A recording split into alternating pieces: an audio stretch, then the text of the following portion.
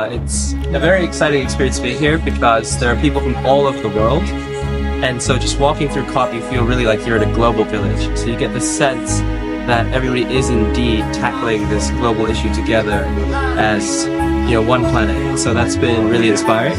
As an African, this COP has been a bit disappointing because Africa has been one of the continents that have been affected so much by the climate crisis. The historic disproportions in emissions, the history of exploitation, of colonization, these are all aspects that have affected us so much, yet we don't see us considered on the front lines of what's going on. I also believe that the very interest of different delegates, different parties, is what is preventing us from reaching a consensus and adding a sense of urgency of what is needed to be done for us to achieve this action.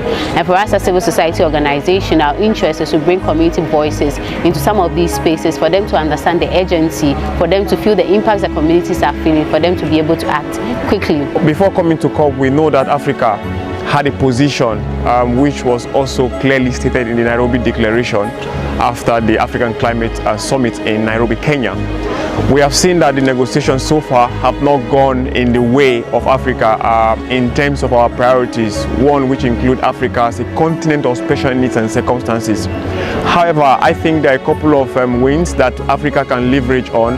One example is the new fund, the Global Biodiversity Fund Framework, which we can leverage on to assess some level of support for our conservation effort back in Africa.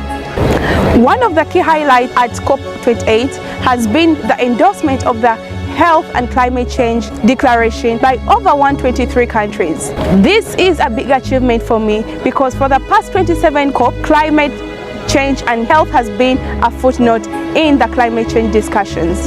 This year's one of the key highlights for me was the commitment of $186 million to the restoration of our oceans, lands and nature, because we believe that once this nature, land and oceans are restored, they will help to make the world more resilient to the impact of climate change.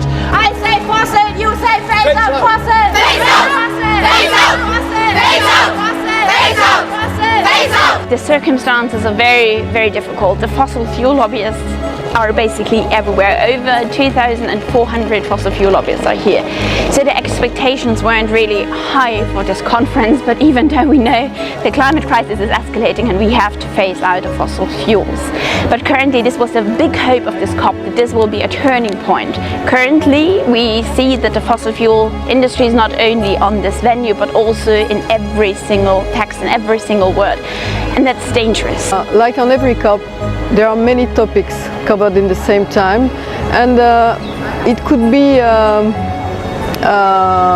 easy to decide that the COP success is just based on the wording phase out fossil fuels, but it's not as simple as that.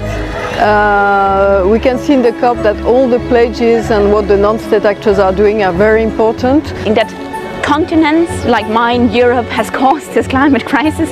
So we do not only need a fossil fuel phase out, we also need to pay for the losses and damages that are currently already happening. The fuel phase out in the text, it's still not enough, but I think it is still my hope that that can happen, and then I can go home and feel like, okay, it was worth it being here. But if we don't see the fossil phase out, I don't know if I can trust this process anymore. Also, I think we can also leverage on the new loss and damage fund to push for a stronger means of implementation that will also have Africa as a decision-making body on that particular facility. Well, as my first COP, I must say everything was overwhelming, trying to figure everything out, but I must say I really learned a lot. And I think one of the biggest highlights was that of our pavilion as Climate Life. It was our first pavilion at COP, where we managed to host different sessions every day and different music performances, where we had famous global artists coming at our pavilion. It was really a great experience. As a youth representing young people, we know that for this year, COP28, there was no negotiation around youth. But however, we would continue to push to see how we can continually bring young people into this space. The very nice thing about being at COP is meeting other young people, other young activists who are working in their own countries, just as we do in Denmark, every day to push their governments, and then meet them here and hear each other's stories and collaborate and do actions together where we push our governments again, but this time with a united voice. It's very, very nice, and I think it's good that we create a network wherein we can talk about these things also when COP ends. I've had an experience of meeting people all over the world. The networking here is so massive that it's going to bring a lot of opportunity for young people. And we're here promoting nuclear power as a means to net zero. I think there's a growing recognition amongst the world leaders that nuclear is essential if we're to reach net zero. Nuclear plus renewables makes me optimistic for net zero by 2050. What do we want? When do we want that?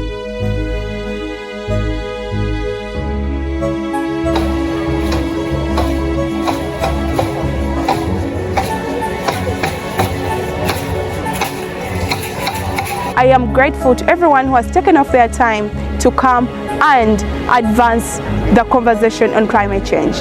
Thank you. In Uganda we say, Neyanziza.